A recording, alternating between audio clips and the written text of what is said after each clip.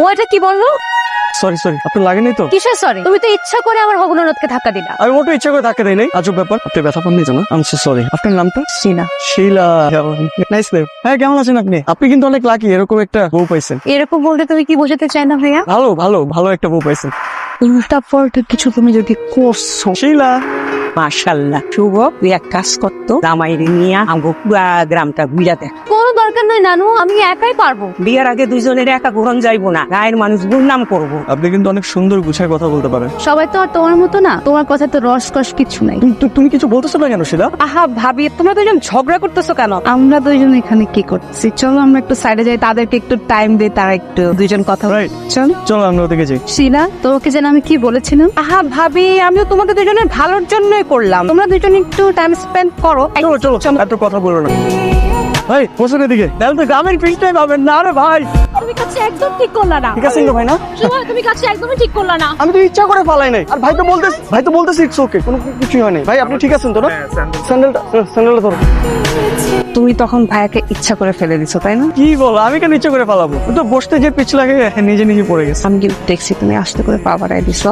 তোমার কাছে আমার একটা আবদার আছে। কি আবদার বলো আমাকে? তুমি কিন্তু না করতে পারবা না। আমি আসলে প্ল্যান করেছি যে গায়ে হলুদে তুমি আর আমি একটা কাপল ডান্স করবো, প্লিজ।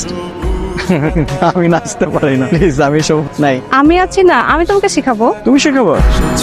এক ব্যাপার, বাহ! আমি তো নিজের চোখে বিশ্বাসই করতে পারতেছি না। আমি তো মনে হচ্ছে ফ্রি টিকিটে একটা ছোটখাটো লায়লা মাজনুর সিনেমা দেখে ফেললাম। Very impressive. তুমি কি আর কোনোদিনই ভালো হবে না? আরে আমি আবার কি করলাম? আমি তো ভালো মানুষ, আমি খারাপের কি করলাম? আজব ব্যাপার। সেটা তুমি কিছু বলতেছো না কেন?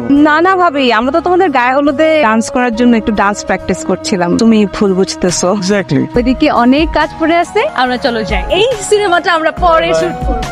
তোমার ব্যাপারটা আমি পরে। নেহার বিয়ের অনুষ্ঠানটা ঢাকার বাইরে করাই উনি রাগ করেছেন, উনি আসবেন না। কিন্তু নেহার বিয়ে তো ওর চাচার থাকাটা খুব দরকার। প্রত্যেকটা বিয়ে বাড়িতে একটা না একটা ঘটনা ঘটে, আত্মীয় স্বজনদের মধ্যে ভুল বোঝাবুঝি তৈরি হয়। আর নেহার বিয়েতে মনে একটু বেশি হইতেছে। কেন বলতো? কারণ নেহা হচ্ছে একটা পুপা। কি? আমি কুফা?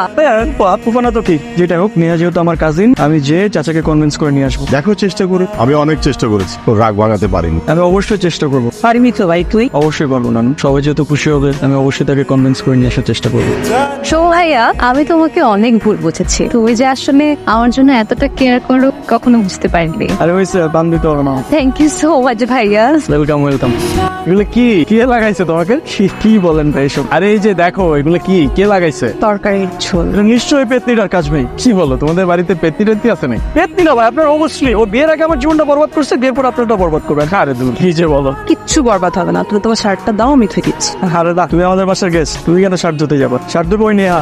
কি দিয়ে দিবে? একদম খবর আছে। একদম মাইক দিব কিন্তু।